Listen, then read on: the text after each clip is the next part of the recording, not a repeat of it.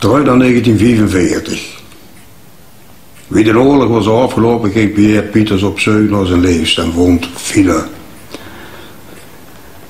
En als het schijnt is Fina haar pa, zus van IJsselt, tegen pa Pieters gezegd: Pieters wat spogen gezond dat er goed met mijn dochter in de duistere gang. Zus van IJsselt en Twijn Pieters waren twee gooi. Maar zo van elkaar verschillende mensen. Ze woonden dus in hetzelfde huis. Zus was van een andere stempel als Twijn. Hij was, zoals al genoemd, een socialist en aardenieren. Die niks op had met de kerk. En de geestelijke kon bij hem niet binnen. En zeker niet die van de Sint-Vincentius Stichting, die zogenaamd de armen moesten helpen. Die heette al een keer, wie zijn de ketel op de oude kachel gingen kijken of er wel vlees en zout goed gemieterd. Alsjeblieft. Dat was in de crisistijd van de jaren 30. Mijn mam zag Dix dat hij heel langs de kapel van zijn vrouwtje liep, altijd zijn padje afdoog en goed. Ook vond er de ergens merken en de bougie opstoken en de ummer tussen de koleneikjes. En zijn offer tot Jezeke of de zo'n vrouw voor de kinderen en tegen de kleintjes. Mocht hij al ongelovig zien, hij respecteerde de lui die zo dachten uitgezonderd aan de kerk en de poos. Er werd ook in de oorlogstijd een Amerikaanse soldaat uit de gang gegooid.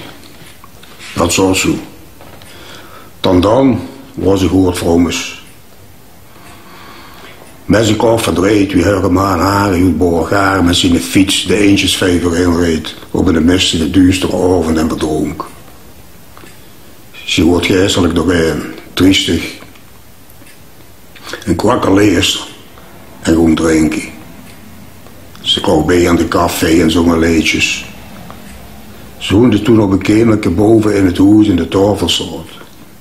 Op een avond had ze weer zijn maam metgenomen en toen was ze in de negerpiot. Zus trapeerde ze in de gang en het was zo duister dat hij alleen maar het ogenwit van de neger zag. De hevel zeurde dat er wegkwam, wie zus bewost te donderen.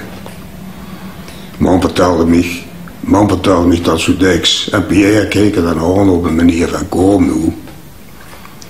Wat weet zich dat nu vanaf? Het was toen in Duitsland, zag man daar. Maar was het dreuvig voorval. Of de keer dat man behaalde over de avond dat zus met hamer en het paard op een bank zat. Toen op eens zich het op zus zijn oog groeide. En zo was het een deken. Zus heeft hem zien wegrennen. Het was een weerwolf. Je wist er soms dat man kaas. Pierre keek Fina dan aan en zei, kom nu, dat bestaat toch niet. Maar Fina was er wel overtuigd. Die geluisterd nog geen meter, was ze dan. Ja, Pierre geluidde niet veel. Of we moesten het gezien hebben. Zo kosten ze wel eens moe vechten. Dat was de verschil tussen twee. Man zo dopen voor mirakels en was geestig. Terwijl Pierre een ongelooflijke toon was hoor.